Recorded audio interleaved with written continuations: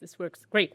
Thank you. Thanks for the invitation to talk today. I'm going to tell you about our efforts to use Perturb-seq in primary cells to understand immune traits. And this is joint work with Ron Zhu, another postdoc in my labs. So we've heard from others today that in this day and age, we have a wealth of observational data to allow us to link molecular changes to clinical phenotypes and human traits. We've already heard about GWAS and how this is great to tell us about genotypes that increase or decrease disease risk, but it's really hard from GWAS to tell what gene and molecular changes are driving these associations. On the other side, we've heard about tissue genomics, with which we can find cellular phenotype associated with a disease. But from there, it's really hard. Where do these cells come from? What are they doing?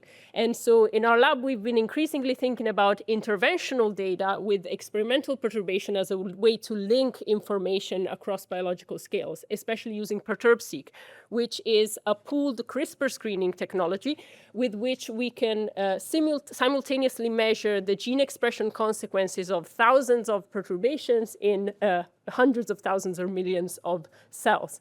And this technology has been around for almost 10 years, but if you look at the papers, there's actually not that many applications that use this to understand human genetic variation or variation in cell states in the human body. And the main reason for that is that the majority of data that we have with Perturb-seq has been collected in cell lines, which are an imperfect model for a lot of the human disease biology we are interested in. And so we really think that genome scale perturbation in primary cells are what's going to unlock our ability to infer these causal pathways from genes to cells to human traits. And that's the reason why in our labs, we've been working towards scaling up these protocols for primary cells. So Ron, together with June and Justine from the Marson lab, have been able to establish the first scalable platform for genome scale Perturb-seq in primary human CD4 T cells, which are one of the main sort of players in our adaptive immunity. So in this data, we start from naive CD4 T cells isolated from patients. We can insert the CRISPR-I machinery and a genome scale guide RNA library. So this comprises over 26,000 guides to perturb all the expressed genes in these T cells. And then we can collect T cells at different stimulation time points, which we can think of as different contexts in which to measure their regulatory effect of all these perturbations. And then we use probe-based single-cell RNA sequencing to measure the expression profile.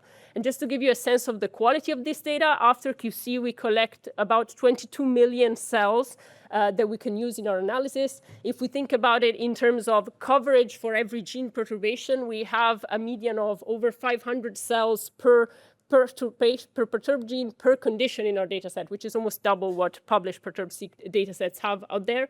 And we can measure an effecting knockdown so that our perturbation work for 73% of the genes that we perturbed.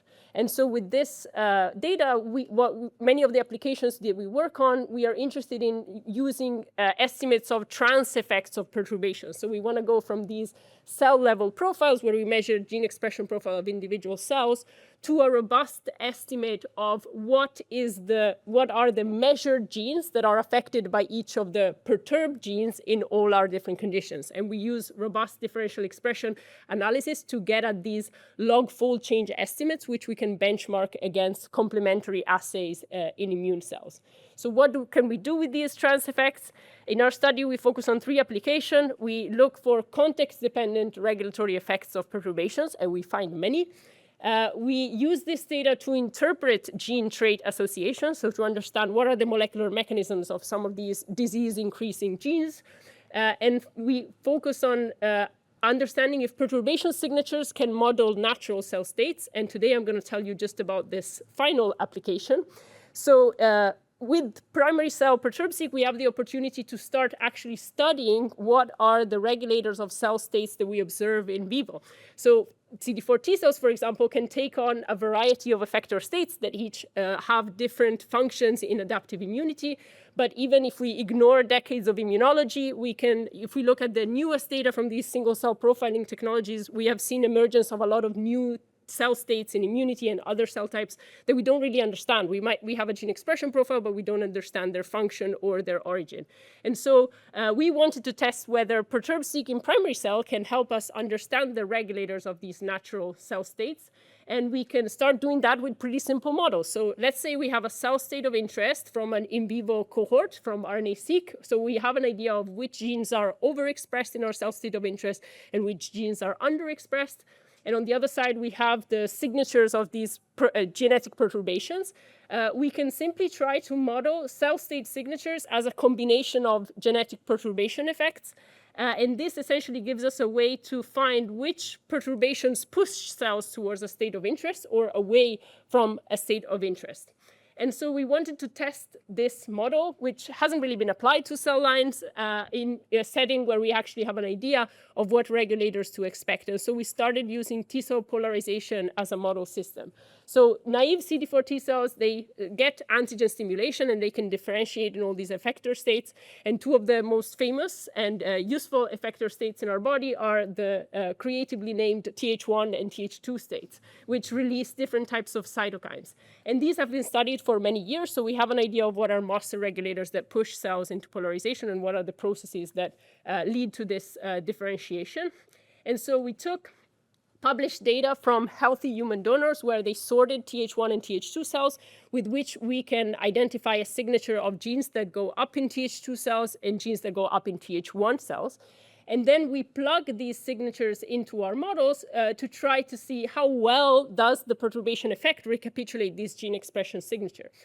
And we find that even very simple models actually explain a significant amount of variance in these gene expression signatures. So here on the x-axis, we have what is the observed signature of Th1, Th2 polarization. And on the y-axis, we have the predicted signature modeled from the perturbation effects in stimulated cells. And to convince you that this is not just an incredibly easy prediction task, you can try to apply exactly the same model, but take in perturbation effects from a different cell type. In this case, we're using K562 cells. And here we see that there is actually no predictive power to reconstruct these signatures of polarization. So this is telling us that the gene expression, the perturbation response in the right cell type are what's needed to understand these in vivo cell states. And most importantly, we can then look at what does the model think is the useful perturbations to push cells towards Th1, Th2 states. And when we do that with a very unbiased model using thousands of perturbations, we actually see that we recover many known regulators of Th2 polarization and Th1 polarization in the correct direction, as well as many new genes that we didn't know were associated with this process, that we're actually in the process of validating, and we're actually finding many new interesting pathways associated with this very well-studied process. And to demonstrate that you can, this example gave us confidence that we can apply this to a variety of cell states, some more mysterious ones. Another application that we have in our study is looking at what are regulators of gene expression signatures of CD4 T cells in aged individuals. And here, for example, we recover other sort of heavy hitters, known pathways in aging, such as mTOR signaling, as well as other less well understood transcriptional processes that might be involved in the gene expression profiles of these cell states.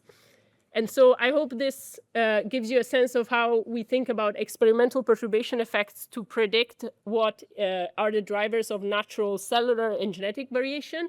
And if you're interested in reading more about the other applications that I didn't have time to talk about, you can go read our paper on bioRxiv, and you can even explore the data yourself. And with that, I'd like to end by thanking my labs and thanking especially Ron, who has led all the experimental work related to this project and who's been an amazing collaborator.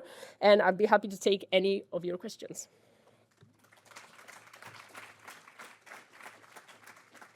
Is it possible to check, I don't know if it's biologically possible, but from, let's say, to go back to the naive state, like from central memory back to the naive state, is it biologically possible, or does your data set have capacity to identify bodies?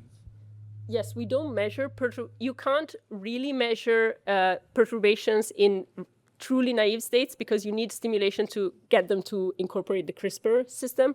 But what we can do is look for perturbations that sort of reverse the effector state in our, and I think you could apply a very similar framework to the polarization analysis. Very cool work. So you found lots of regulators, both positively and negatively correlated with this change. Do you think your data provides any way to order them or to get a ranking. Like they're probably not all master regulators. There are probably some dependencies between them. Yeah, that's a very good question, and I think it's a very challenging question for these perturb-seq datasets. So they capture both direct and indirect effects, and because we have full measurements, we think that there are ways to sort of intelligently model, and there's other people in our lab that are working on sort of distinguishing, for example, these direct from indirect effects, and so be able to, for example, sort of rank these genes by which ones are more upstream and which ones are more closer to the phenotype. And I think of thinking of this gene regulatory network modeling with a phenotype at the end, with a trait of interest, it's a very useful way to sort of order your regulatory connections.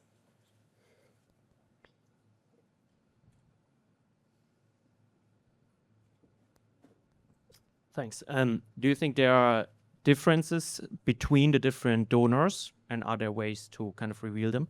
There are a lot of differences between the different donors, and this is one of the reasons why we have to sort of use models that account for these donor differences. So all the measurements we look at are trying to look for trans effects that are common between the donors. And actually, this makes me very nervous about analyzing this. Data has made me very nervous about analyzing the cell line data where you don't really have replicates. So here we see that there's huge sort of replicate variation. And if you don't account for it, you're probably getting a lot of false positives.